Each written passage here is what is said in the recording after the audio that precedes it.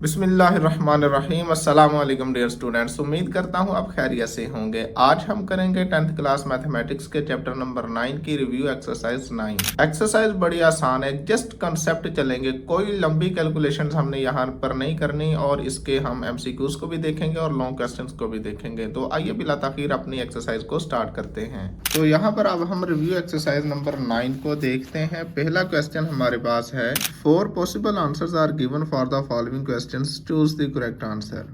पहला एमसीक्यू हमारे पास है, tangent is a line that touches the circumference of the circle at many points, 3 points, 2 points, 1 point.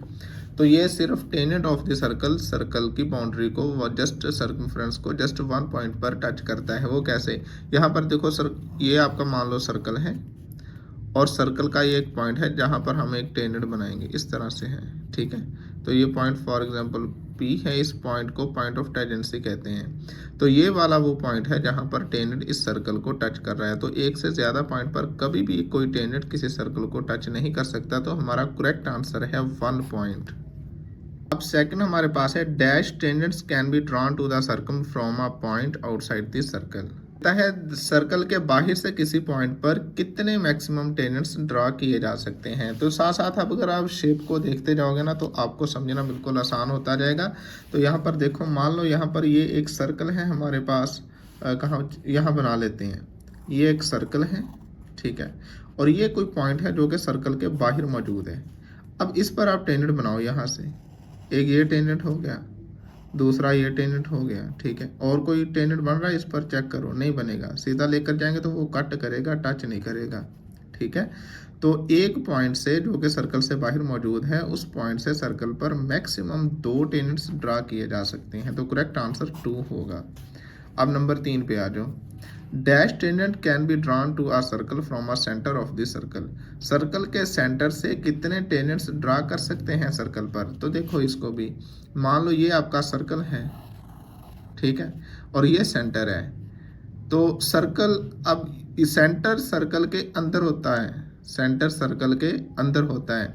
यहाँ से हम ये, अगर यहाँ से आप लाइन इस तरह खींचते हो ना, तो ये तो रेडियस बनेगा। टेंजेंट वो होता है जो इसकी सर्कमफ्रेंस को टच करे, जबकि ये कट करेगा। और दूसरा टेंजेंट हमेशा सर्कल से बाहर होता है, सर्कल के अंदर नहीं होता। तो इसका मतलब है यहाँ पर सेंटर, सर्कल के सेंटर से हम कितने टेंजेंट्स ड्रा कर सकते हैं? 0, कोई भी टेंजेंट ड्रा नहीं किया जा सकता है। अब नंबर 4 पे आ जाओ, in circle radius and tangents are parallel, equal, perpendicular, 0। Perpendicular होते हैं वो कैसे? मान लो ये आपका सर्कल है, ठीक है, ये आपका रेडियस है और ये आपका टेंजेंट है, ठीक है। तो याद रखना, टेंजेंट और radius of the circle always ये 90 डिग्री का एंगल बनाते हैं आपस में, ठीक है। तो परपेंडिकुलर होंगे। अब नंबर 5 पे आ जाओ, N angle in a segment greater than a semi circle is dash angle. तो ये एन अकूट एंगल होगा। ये कहाँ से पता चला? ये हमने पढ़ा हुआ, मैं आपको दिखा देता हूँ। ये पेज नंबर है हमारे पास 161 पे, ये हमने 3 पॉइंट्स पढ़े थे। तो यहाँ पर आप देख लो, ये सेकंड वन देख लो, the angle in a segment greater than a semi circle is less than a right angle, less than right angle. अगर आपका सेगमेंट सेमी सर्कल से बड़ा है, मैं आपको इसकी फिगर बना के दिखा देता हूँ, तो जब भी वो एंगल बनेगा सेगमेंट का, तो वो राइट एंगल से छोटा बनेगा, मतलब एक्यूट एंगल बनेगा। तो इसको अब हम देखते हैं। यहाँ पर नंबर 4 है हमारे पास, number 5, an angle in a segment greater than a semi circle is dash angle. तो वह एक्यूट एंगल होगा। ये देखो यहाँ पर, मान लो ये आपके पास सर्कल है, ठीक है, ये सेंटर ऑफ द सर्कल हो गया। ये आपने सेगमेंट ले लिया, इसको मान लो A है, ये मान लो B है, और यहाँ कहीं C है, ACB, ये बड़े वाली आर्क ले ली, और ये सेमी सर्कल से बड़ी है। ये होता है सेमी सर्कल ऊपर और आधा ऊपर सर्कल, आधा नीचे। तो सेमी सर्कल से बड़ा सेगमेंट हमने लिया है। अब इसकी वजह से जो भी एंगल बनेगा बाउंड्री पर, वो हमेशा आपका 90 डिग्री से कम बनेगा, लेस देन होगा 90 डिग्री। तो जो 90 डिग्री से छोटा हो उसको बोलते हैं अकूट एंगल, ठीक है। तो ये इसका ऑप्शन आ जाएगा। अब 6 है, the angle subtended by the arc at the centre of the circle is called. अब वो एंगल जो subtend by the arc at the centre of the circle, is called central angle. वो एंगल जो किसी arc की वजह से circle के सेंटर पर बनेगा वो सेंट्रल एंगल होगा। मान लो ये आपका सर्कल है, ये सेंटर है, ये आर्क हमने ले ली है ए बी, और ये हमने माइनर आर्क ली है, ठीक है। अब इसके एंड पॉइंट्स को आप सेंटर ऑफ द सर्कल से मिला दो, तो ये इस सेंटर पर ये जो अब एंगल बना है इस आर्क की वजह से, इसको बोलेंगे सेंट्रल एंगल, ठीक है। सेंटर पर जो एंगल बनेगा वो सेंट्रल एंगल होगा। अब सेवंथ देखो, what is the measure of an angle inscribed in a semi circle. अब सेमी सर्कल में जो भी एंगल होगा वो कितना होगा, 45, 60, 90, 120। अब इस बात को आप समझो, इंस्क्राइब्ड एंगल की वो बात कर रहा है, ठीक है। ये आपका हो गया सर्कल मान लो, ये सेंटर हो गया, ये आपका हो गया सेमी सर्कल, ठीक है। अब देखो सेमी सर्कल में ये एंगल कितना है, ये होता है आपका 180 डिग्री, ठीक है। हाफ सर्कल है ना, तो 180, टोटल में होते हैं 360 डिग्री। अब उसने क्या पूछा है, what is the measure of angle an angle inscribed in a semi circle. कहता है अब ये मान लो आपका ए बी पॉइंट है, सेमी सर्कल का एंड पॉइंट्स है, और यहाँ इसकी वजह से ये बाउंड्री पर ये जो एंगल बनेगा ये वाला, ये कितना होगा। तो हमने एक थ्योरम पढ़ा हुआ है कि यहाँ बाउंड्री पर जो भी एंगल बनेगा वो इस सेंट्रल एंगल से हाफ होगा। दूसरी लफ्ज़ों में किसी आर्क में सेंट्रल एंगल हमेशा बाउंड्री पर बनने वाले एंगल से डबल होता है, ये वाला एंगल, ठीक है। ये थ्योरम हम पीछे पढ़ चुके हैं। तो अगर ये 180 है तो ये कितना होगा, 90 डिग्री होगा, इसका हाफ होगा ये। तो हमारा सी ऑप्शन ठीक है। अब आगे देखो, आठवां हमारे पास है, any two angles in the same segment of the circle are supplementary complementary equal zero, equal होंगे। वो कैसे, मान लो ये आपका एक सर्कल है, ये सेंटर है, ठीक है। अब क्या कहते हैं वो, अच्छा सेगमेंट लेना है हमने, यहाँ आप सेगमेंट ले लो कोई, ये हम ए बी बड़ा सेगमेंट कंसीडर कर रहे हैं यहाँ पर, ठीक है, बड़े वाला सेगमेंट।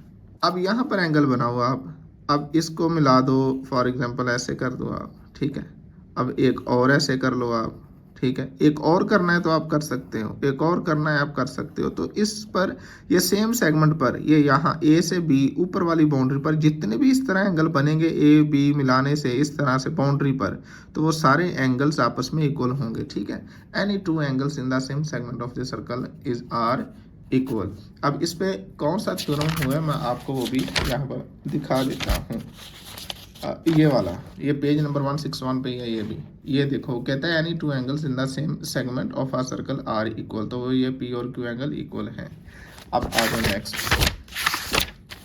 अब 9 नंबर हमारे पास है, area of the sector of the circle वो होता है 1/2 आर स्क्वायर थीटा, ठीक है। ये आप देख लेना, सेक्टर ऑफ द सर्कल का फार्मूला 1/2 आर स्क्वायर होता है। If R 6 centimetre and theta 2 radians then arc length is this what. अच्छा, L is equal to are theta, ये फार्मूला यहाँ अप्लाई करेंगे, सिंपल है। अब आर हमारे पास रेडियस है 6 मल्टीप्लाई बाय थीटा रेडियन में मौजूद है तो ऐसे लगा देंगे, तो 6 2 बार 12 सेंटीमीटर। तो ए ऑप्शन इसका करेक्ट आंसर होगा, ठीक है। अब ये हमारे एमसीक्यूज कंप्लीट हुए। अब इसके बाद हम क्वेश्चन नंबर 2 को देखते हैं। क्वेश्चन नंबर 2 हमारे पास है, in the adjoining figure find the radius of the circle. ये हमारे पास एक उसने फिगर दी हुई है और हमें कहता है कि radius of the circle find करो, मतलब हमने ओपी डिस्टेंस फाइंड करना है। तो आइए इसको सॉल्व करते हैं। ये हमने इसकी फिगर बना ली है, find radius of the circle, ये हम सर्कल का रेडियस फाइंड करेंगे। अब यहाँ पर चेक करो आप, पहली बात तो ये कि यहाँ से क्यू पी ये टेंजेंट है इस सर्कल पर, कि इस सर्कल को एक पॉइंट पर टच कर रहा है, पहली बात। दूसरी बात, हमें पता है कि radius of the circle and tangent of the circle at the point of tangency ये हमेशा परपेंडिकुलर होते हैं, यानी यहाँ पर हमेशा 90 डिग्री का एंगल बनेगा, ठीक है। और ये ओ क्यू डिस्टेंस 25 सेंटीमीटर उसने दे दिया, पी क्यू उसने 24 सेंटीमीटर दे दिया। और याद रखना, अब यहाँ पर हमारे पास ये जो ट्राइंगल है ये राइट एंगल ट्राइंगल है, यानी कायमा ज़ाविया मसलस है। और कायमा ज़ाविया मसलस में जो वतर होता है जिसे हम हाइपोटेनियस कहते हैं वो हमेशा 90 डिग्री के सामने वाली साइड होती है, ठीक है। तो इस वक्त यहाँ 90 डिग्री है। क्यों 90 डिग्री है? क्योंकि radius of the circle and tangent of the circle ये आपस में परपेंडिकुलर है, ठीक है। तो अब यहाँ पर लिखोगे आप एज, इसका सोल्यूशन है, ठीक है। अब यहाँ लिखोगे एज ओ पी परपेंडिकुलर है क्यू पी पर, ठीक है। So measurement angle O P Q that is equal to 90 degree, क्योंकि ये परपेंडिकुलर है, ठीक है। अब आप लिखो यहाँ पर no triangle OPQ is right angle triangle, ठीक है, राइट एंगल ट्राइंगल, ये हमने लिख दिया। अब आप यहां पर लिखोगे using Pythagoras theorem, spelling check कर लेना आप, ठीक है, पैथागोरस थ्योरम। पैथागोरस थ्योरम हम यहाँ पर यूज करेंगे। पैथागोरस थ्योरम क्या होता है कि किसी भी राइट एंगल ट्राइंगल में हाइपोटेनियस का स्क्वायर इज इक्वल होगा base square plus perpendicular square, ठीक है। तो हाइपोटेनियस क्या होता है, हमेशा 90 डिग्री के सामने वाली साइड। अब इस 90 डिग्री के सामने ये साइड है 25 सेंटीमीटर वाली, तो यहाँ आप लगा दो 25, इसका स्क्वायर इज इक्वल टू, अब बेस हमारे पास, इसको बेस मान लो आप या इसको आप मान लो, इट्स ओके, क्योंकि यहाँ पर एंगल कोई और स्पेसिफाई नहीं है। तो यहाँ हम लिख लेते हैं 24 का स्क्वायर प्लस परपेंडिकुलर की जगह हम मान लेते हैं कि OP हमारा परपेंडिकुलर है, ठीक है। कोई इस 24 को यहाँ इस परपेंडिकुलर की जगह पर लिख दे, बेस को आप OP लिख दो, तो कोई मसला नहीं है यहाँ पर, ठीक है, क्योंकि यहाँ परपेंडिकुलर और बेस डिफाइन ही नहीं है। अच्छा जी, अब इसके बाद अब OP हमने फाइंड करना है, तो OP यहाँ से आपके पास इक्वल आ जाएगा 25 का स्क्वायर, इसको कर लो आप, ये आ गया जी 625 माइनस 24 स्क्वायर, ये आ गया जी 576, ठीक है। तो OP का स्क्वायर ये आपके पास आ जाएगा, अब इनको माइनस कर लो 49, ठीक है।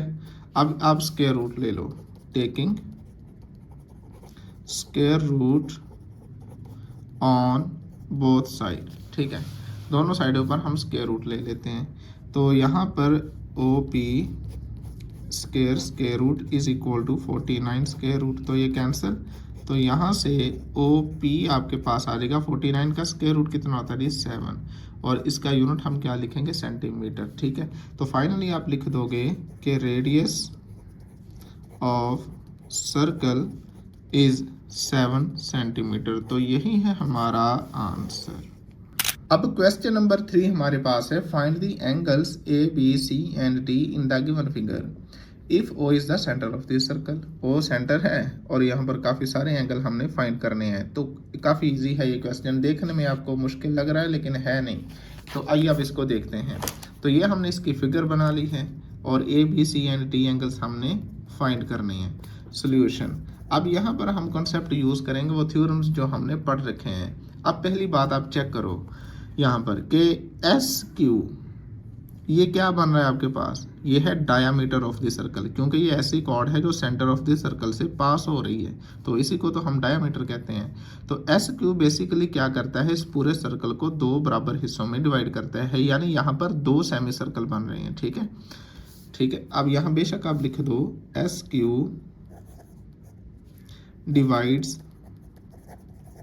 सर्कल इन 2 सेमी सर्कल्स, ठीक है, कि ये 2 सेमी सर्कल्स में डिवाइड करता है, पहली बात।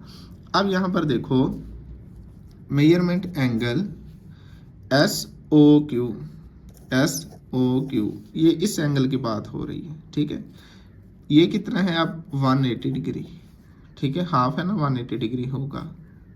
अब जो यहाँ थ्योरम अप्लाई होना है, मैं आपकी तसल्ली के लिए जस्ट उसकी स्टेटमेंट आपको दिखा देता हूँ। यहाँ पर हमने ये 159 पेज है बुक का और यहाँ पर हम ये पढ़ रखा है हमने, the measure of a central angle of the minor arc की वजह से बनने वाला ये सेंट्रल एंगल क्या होगा किसी भी सर्कल का, is double that of the angle subtended by the corresponding major arc. Major arc की वजह से यहाँ पर बाउंड्री पर जो एंगल बनेगा, इस एंगल से ये वाला एंगल डबल होगा। तो इसकी रिवर्स स्टेटमेंट ये बनेगी कि ये बाउंड्री पर बनने वाला एंगल मेजर आर्क की वजह से माइनर आर्क की वजह से बनने वाले एंगल से आधा होगा, हाफ होगा। यही बनती है इसकी रिवर्स स्टेटमेंट। तो ये रिवर्स स्टेटमेंट हम यहाँ पर अप्लाई करेंगे।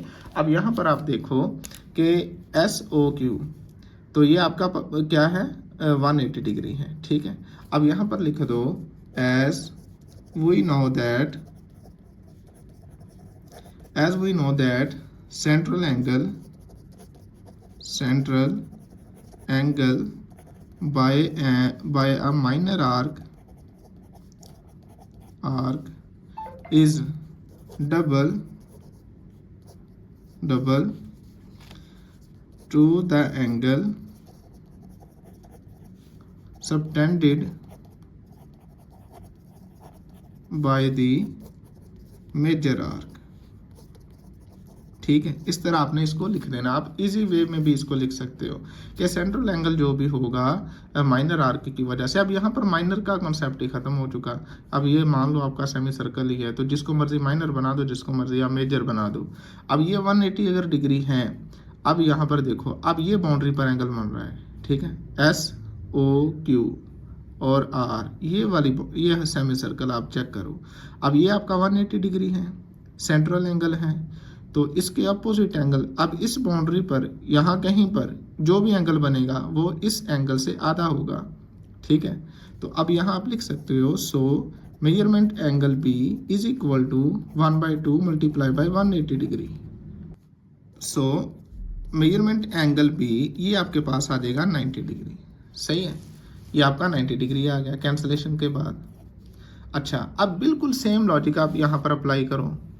अब जैसे B 90 है वैसे A भी 90 है। अब A के लिए आप ऊपर वाला सेमी सर्कल ले लो। अब यहाँ पर नीचे कितना है, 180 डिग्री है, और ये वाला एंगल जो बाउंड्री पर बन रहा है आर्क की वजह से, तो इस सेंट्रल एंगल से ये क्या होगा, हाफ होगा, आधा होगा, ठीक है। और यहाँ पर आप इसी तरह लिख दो, similarly measurement angle A that is equal to 1/2 multiply by 180 that is equal to 90 degree, ठीक है। तो यहाँ से मेजरमेंट एंगल A ये भी आपका कितना गया, 90 डिग्री, ठीक है। एक ये रिजल्ट निकला हमारे पास, दूसरा ये रिजल्ट निकला, और ये आपके पास ये एंगल भी 90 डिग्री आ गया, ये भी 90 डिग्री आ गया। अब रहेगी बात C और D की, तो ये काफ़ी इजी है। अब यहाँ पर चेक करो कि SQP ये भी एक ट्राइंगल है, इसमें हमें दो एंगल्स का पता है कॉर्नर वाले, तो तीसरा हम निकाल लेंगे। बिल्कुल ऐसे ही QRS ये भी एक ट्राइंगल है, इसमें हमें ये दो एंगल्स का पता है और तीसरा हम इजीली निकाल लेंगे, ठीक है। तो अब यहाँ पर आप लिखो, नाउ फ्रॉम ट्राइंगल SPQ, ठीक है। अब हम SPQ को लेंगे, SPQ, ठीक है। अब मैं यहाँ पर लिखूंगा 42 plus 90 plus C is equal to 180 degree. 42 plus 90 plus C that is equal to 180 degree. तो यहाँ से एंगल C, तो एक्चुअली मेजरमेंट एंगल लगा दो यहाँ पर, measurement angle that is equal to 180 minus 90 minus 42। तो जब आप इनको माइनस करोगे, 180 minus 90 minus 42 that is equal to 48। तो यहाँ से 48 डिग्री आ गया।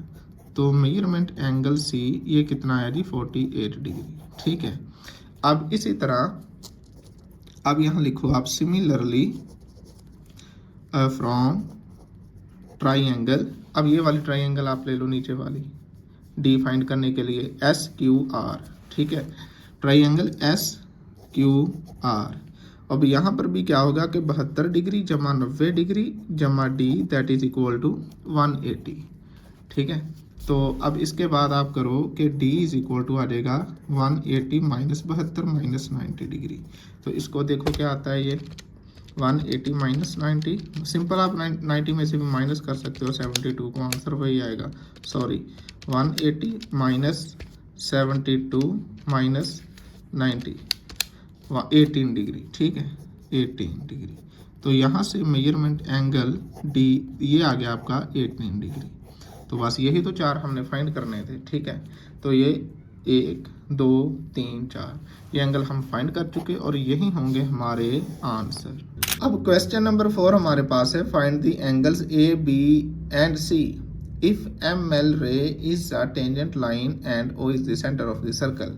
ये आपके पास एक सर्कल है, सेंटर उसका O है, M एक पॉइंट है जहाँ से एक टेंजेंट ड्रा किया गया है ML इस सर्कल पर, और यहाँ पर ये 22 डिग्री जस्ट हमें गिवन है और हमने ये ABC एंगल ये फाइंड करने हैं, ठीक है। तो आइए इस क्वेश्चन को सॉल्व करते हैं।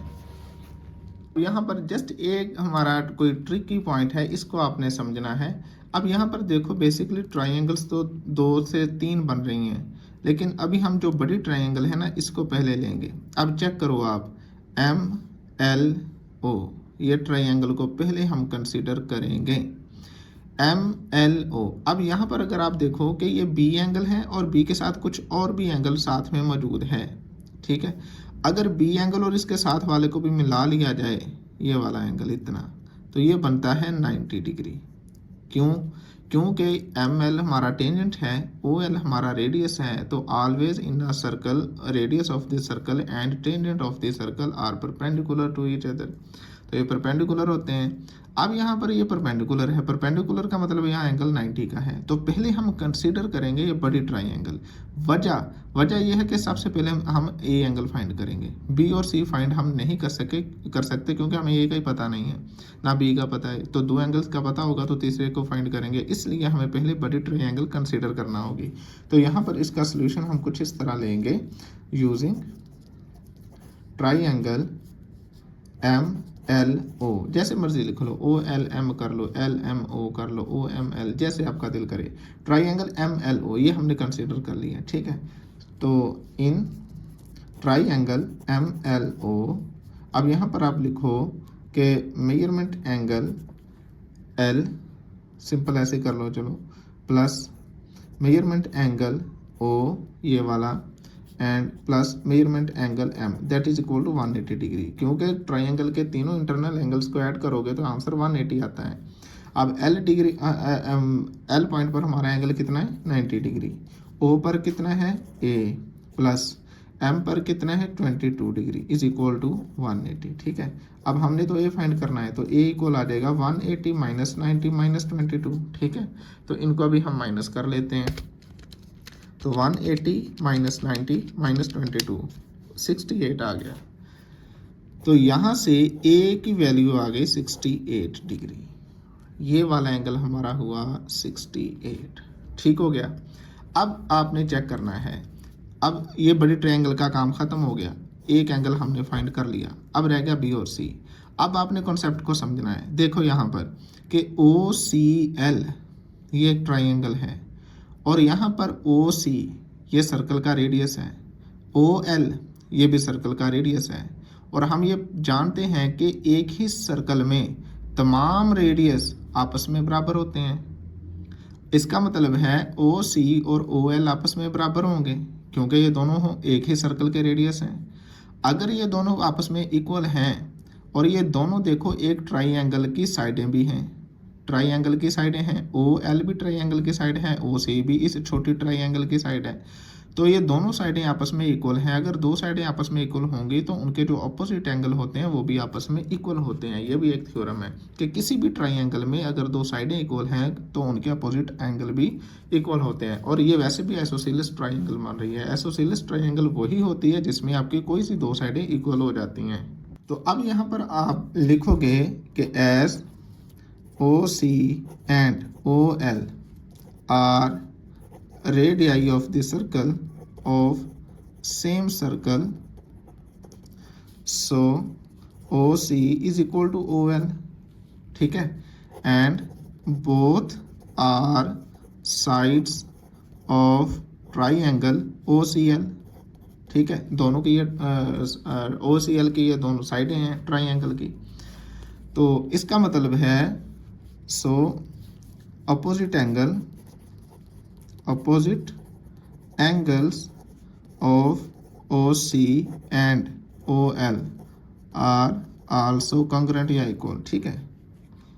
इसको इक्वल लिख देते हैं हम कि इनके अपोजिट एंगल भी इक्वल होंगे।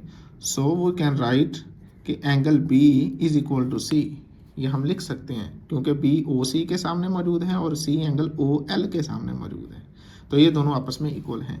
अब देखो करना क्या है, नाउ इन ट्राइंगल OLC, ठीक है, एक तो एंगल इसका 68 डिग्री है जो हम निकाल चुके ए पहले वाला, ठीक है, plus B plus C is equal to 180 degree.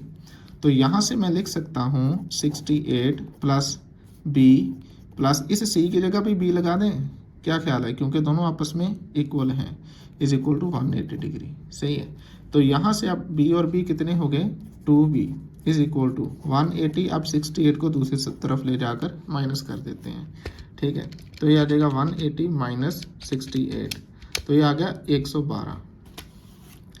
112। अब यहाँ पर देखो कि 2b इज इक्वल टू 112, तो यहाँ से b की वैल्यू आ जाएगी। अब 2 डिवाइड हो जाएगा दूसरी साइड पे आके, ठीक है। 2 से हम इसको डिवाइड कर देते हैं, डिवाइडेड बाई 2, तो ये आ गया 56 डिग्री। कितना आ गया जी? 56। अगर b 56 डिग्री है तो c कितना होगा? c भी 56 होगा, क्योंकि दोनों इक्वल हैं, ठीक है। आप यहाँ लिख दो as b equal c, so angle C भी कितना होगा? 56 डिग्री होगा। तो C 56 है, B भी हमारा 56 है, और A हमारा कितना है? 68 डिग्री। ये हम निकाल चुके थे यहाँ पर, ठीक है।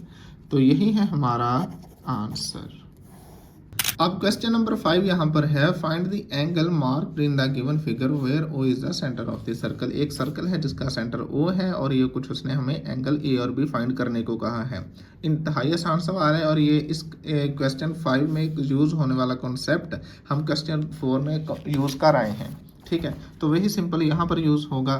तो इसको देखो आप, अब बात को आप समझो कि यहाँ पर ये सर्कल है और ये O इसका सेंटर है। OS रेडियस है सर्कल का, बिल्कुल है। OR रेडियस है सर्कल का, बिल्कुल है। OS OR आपस में बराबर होंगे, बिल्कुल होंगे। वजह कि एक ही सर्कल के तमाम रेडियस आपस में बराबर होते हैं, ठीक है। OS OR दोनों रेडियस हैं, लिहाजा दोनों आपस में इक्वल हैं। अब तीसरी चीज़ कि OSR, इसमें एक एंगल उसने 100 का दे दिया। अब यहाँ पर ये बन रही है आइसोसेलेस ट्राइंगल। आइसोसेलेस ट्राइंगल वो होती है जिसमें दो साइडें बराबर हो जाती हैं। तो जब किसी भी ट्राइंगल में दो साइडें बराबर होंगी तो याद रखना उनके ऑपोजिट एंगल वो भी आपस में इक्वल होंगे, ठीक है। तो जब ये इक्वल होंगे तो हम सॉल्व कर जाएंगे। तो यहाँ पर लिखो आप सोल्यूशन में, S OS and OR are radii of same circle.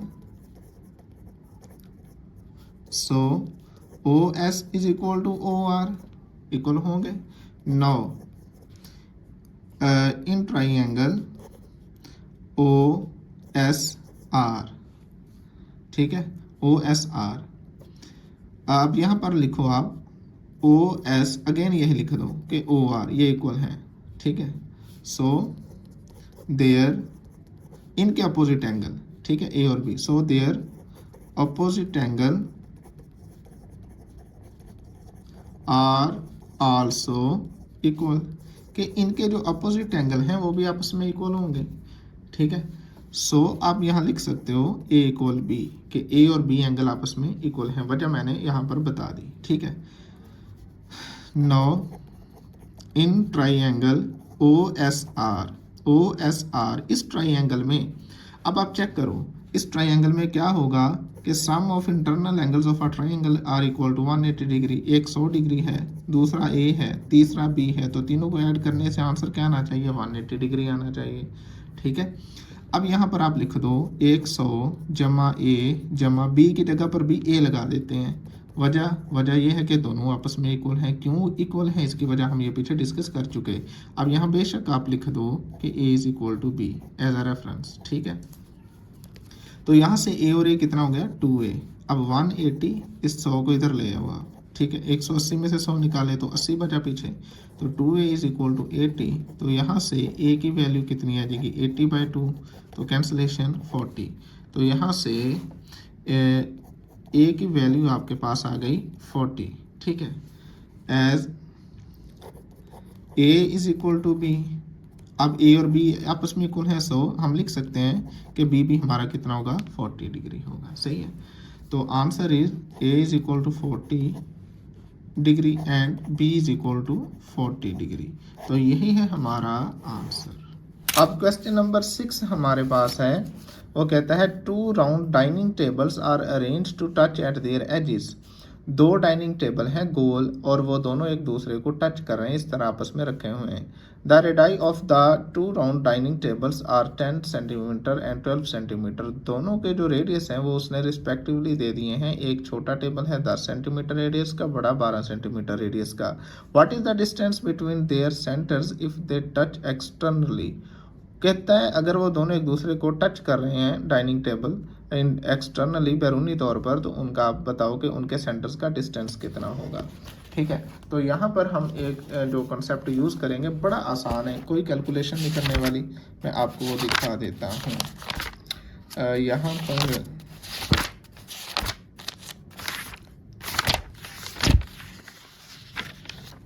ये देखो पेज नंबर है 158। 158 पे यहाँ पर ये वाला theorem, if two circles touch externally then the distance between their centres is equal to the sum of their radii. अगर दो सर्कल आपस में बैरूनी तौर पर टच करते हैं तो उनके सेंटर्स का दरमियानी फासला उनके रेडियस के सम के इक्वल होगा। ठीक है, तो ये कॉन्सेप्ट हम यहाँ पर यूज़ करने वाले हैं। तो मान लो ये दो डाइनिंग टेबल यहाँ पर मौजूद हैं। ठीक है, एक 12 सेंटीमीटर का और एक 10 सेंटीमीटर का रेडियस है, और ये दोनों मान लो यहाँ पर हम कर लेते हैं, चलें इसको O1 कर लो आप और इसको O2 कर लो। O1 and O2 are the centres of the circle या centre of the dining table. We know that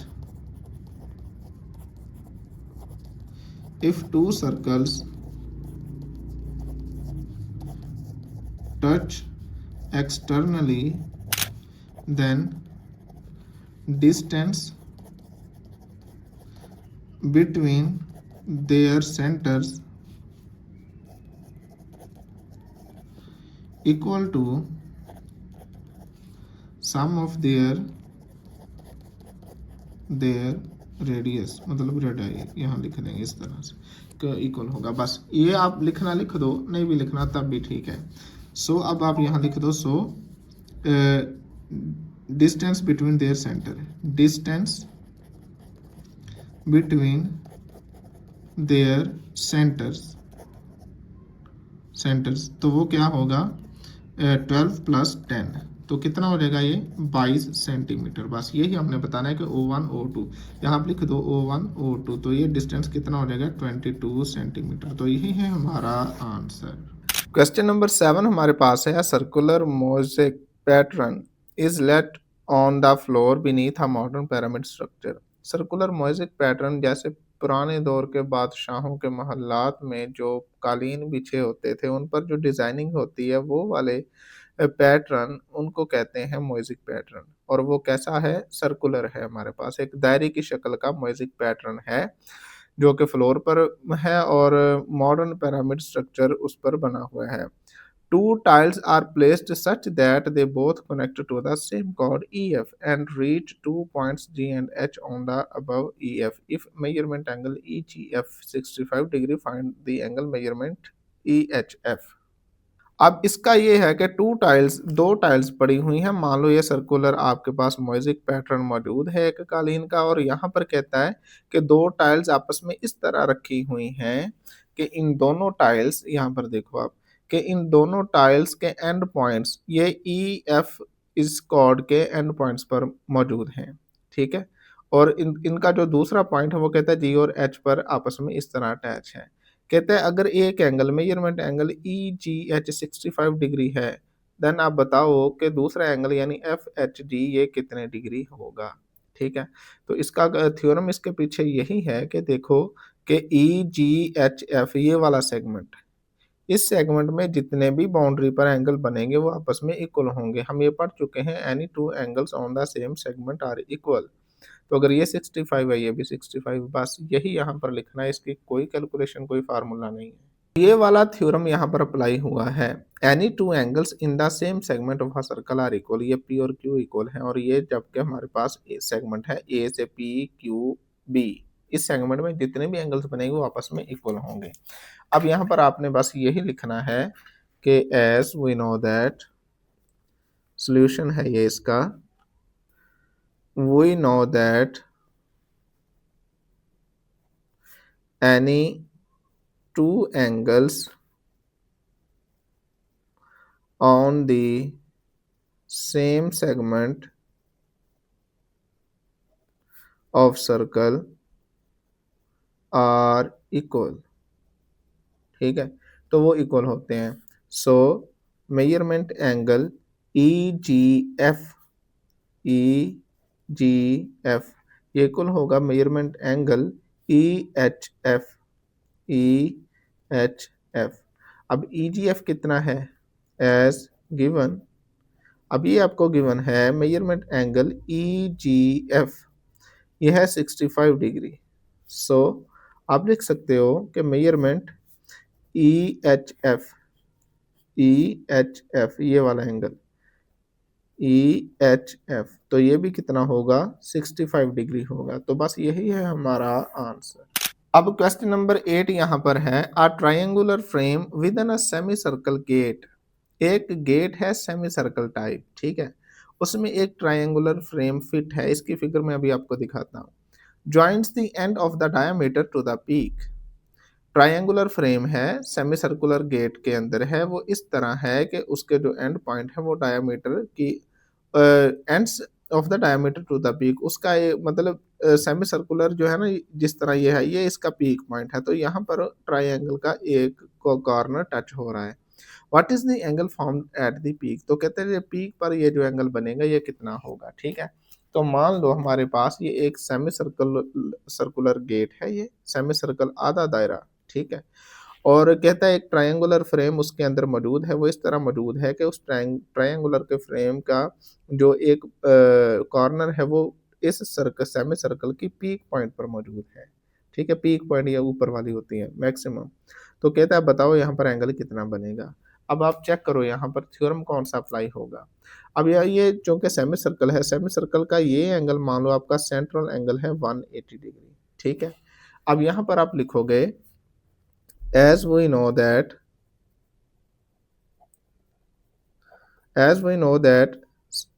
central angle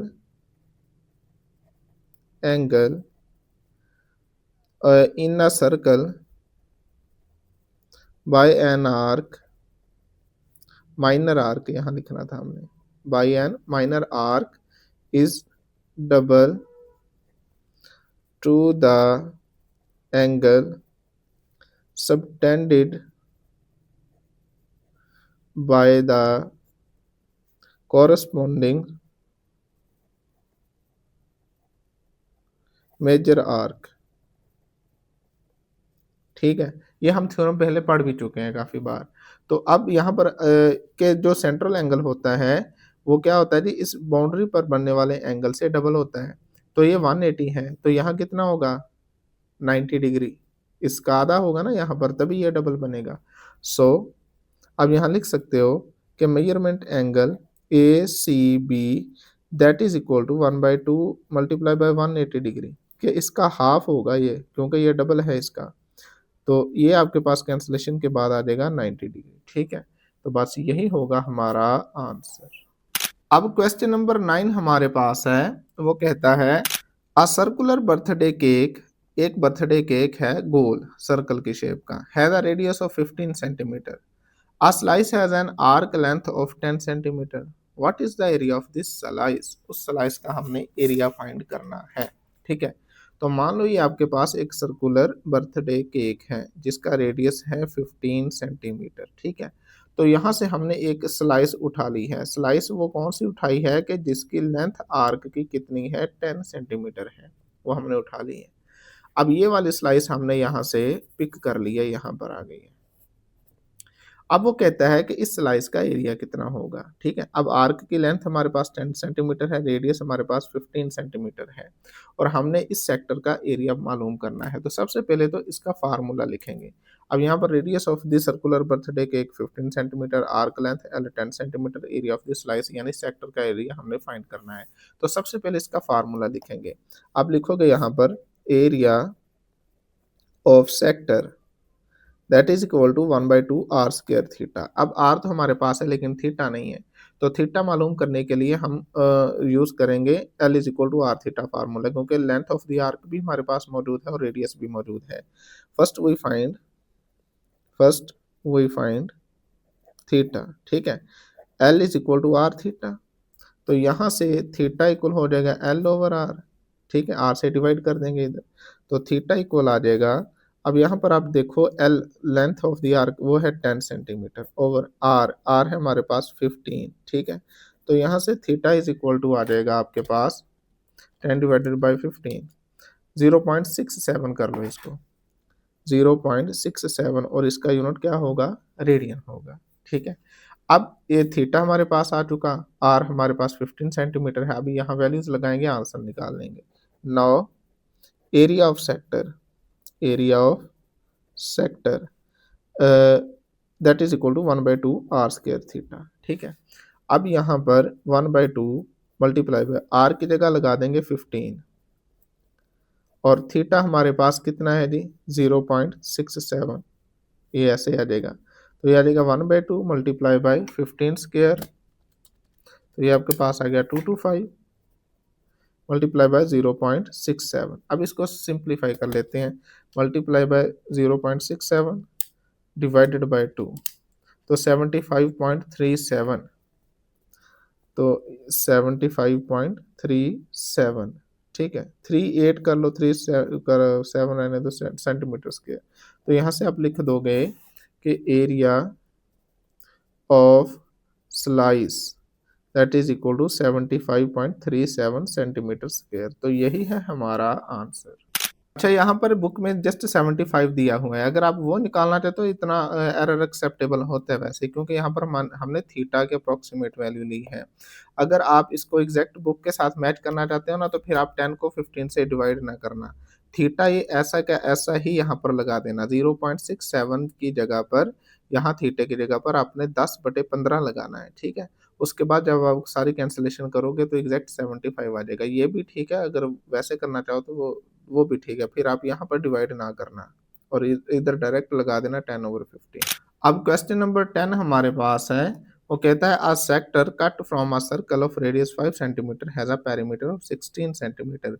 एक हमारे पास सर्कल है जिसका रेडियस 5 सेंटीमीटर है, वहां से हमने एक स्लाइस लिया फॉर, यानी हमने एक सेक्टर कट कर लिया है और उस सेक्टर का पेरीमीटर 16 सेंटीमीटर है। अब कहते हैं find area of this sector, इस सेक्टर का हमने एरिया फाइंड करना है। तो क्वेश्चन कुछ यूं होगा, इसका डाटा हम लिख लेते हैं यहाँ पर कि देखो आपके पास ये radius of this sector 5 centimetre है। ठीक है, सर्कल है ना, तो जो सर्कल का रेडियस है वो सेक्टर का भी होगा। तो यहाँ से हमने एक पीस इसका उठा लिया, मान लो ये उठाया हमने। ठीक है, और perimeter of the sector, perimeter basically क्या होता है, ये बाउंड्री की कैलकुलेशन होती है। ठीक है, किसी भी चीज का जब पेरीमीटर की बात आएगी ना, तो समझ लो उसकी बाउंड्री को हमने मेजर करना है कि बाउंड्री कितनी है। अब 5 सेंटीमीटर ये है, अब ये भी आर है, ये भी 5 सेंटीमीटर है और ये वाली लेंथ। अब यहाँ से अगर आप ओ से चले हो और दोबारा घूम कर ऊपर आ जाते हो, तो ये जो कवर आपने डिस्टेंस किया है इसको पेरीमीटर बोलते हैं। याद रखना, पेरीमीटर में जस्ट आपकी बाउंड्री शामिल होती है, बाउंड्री के इंटरनल या एक्सटर्नल कुछ भी शामिल नहीं होता। तो अब अगर इसका देखा जाए पेरीमीटर क्या बनेगा, एक तो ये आर है, दूसरा ये आर है और ये एक एल है, ऐसे ही।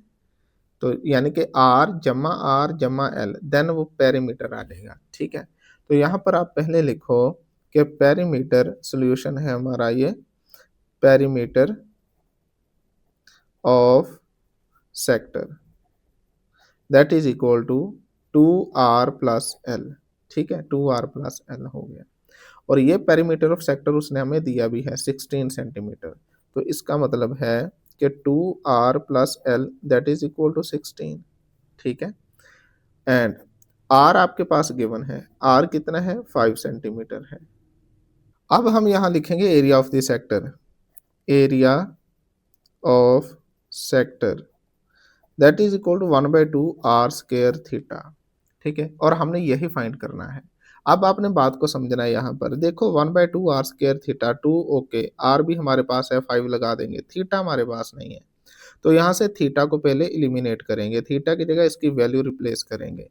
ठीक है, अब आप लिखोगे यहाँ पर we know l is equal to are theta, तो यहाँ से थीटा की वैल्यू निकाल लो आप। थीटा इज इक्वल टू क्या आ जाएगा, एल ओवर आर। सही है, आर डिवाइड हो गया यहाँ पर। अब ये थीटा की वैल्यू यहाँ पुट कर दो आप। सही है, तो यहाँ से आपके पास अगेन एरिया ऑफ सेक्टर ये आ जाएगा 1/2 आर स्क्वायर, और थीटा की जगह आप लगा दो एल ओवर आर।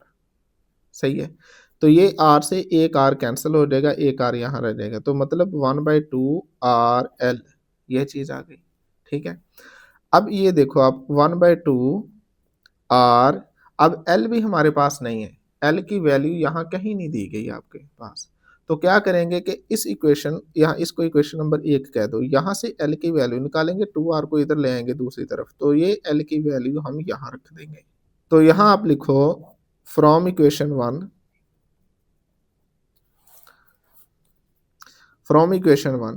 1 से आप देखो कि L हमारे पास क्या आएगा, 2R को इधर ले रहे हो आप, तो 16 माइनस 2R, ठीक है। अब ये L की वैल्यू आप यहाँ लगा दो इस L की जगह पर, तो इस L की जगह पर आप लगा दो 16 माइनस 2R, ठीक है। अब इसको आप सिंप्लीफाई कर लो जस्ट, अब 1/2 R की जगह 5 आ जाएगा, 16 माइनस 2 और R की जगह 5 आ जाएगा, ठीक है, क्योंकि R हमारे पास 5 सेंटीमीटर गिवन है। अब इसके बाद आप इसको जस्ट सिंप्लीफाई कर लो, आंसर आ जाएगा हमारा 1/2 मल्टीप्लाई बाय 5, 16 माइनस 10, तो ये आ जाएगा 1/2 मल्टीप्लाई बाय 5 और 16 माइनस 10 6 आ गया, 2 से कैंसिल कर दो 3 आ गया, तो 5 मल्टीप्लाई बाय 3 1 से मल्टीप्लाई होगा, यही होगा। तो फाइनली आपके पास आ जाएगा यहाँ पर area of sector that is equal to 5 3 बार 15 सेंटीमीटर स्क्वायर इसका यूनिट आएगा, ठीक है, क्योंकि रेडियस हमें उसने पेरीमीटर सेंटीमीटर में दिया है। तो यही है हमारा आंसर। तो डियर स्टूडेंट्स, हमारी ये रिव्यू एक्सरसाइज नंबर 9 कंप्लीट हुई। बड़ी अहम एक्सरसाइज थी और इसके आपने एमसीक्यूज लास्ट में ही कर लेने हैं, ठीक है। एमसीक्यूज कोई नहीं छेड़ना। जो बच्चा 75 ओवर 75 मार्क्स लेना चाहता है वो चाहे उसको चाहिए कि वो कोई भी एमसीक्यूज ना छोड़े। आपको याद है, आपको समझ आई है नहीं आई है, लेकिन आपको एग्जैक्ट आंसर का पता होना चाहिए। मैंने फिर भी आपको अच्छे से एक्सप्लेन कर दिया है, ठीक है। और इसके बाद हमने ये भी कर लिए हैं और क्वेश्चन नंबर 10 हमारी एक्सरसाइज कंप्लीट हुई और ये लास्ट वाले जो 2-3 क्वेश्चन है ये काफ़ी इंपॉर्टेंट है, ये आपने कर लेने हैं।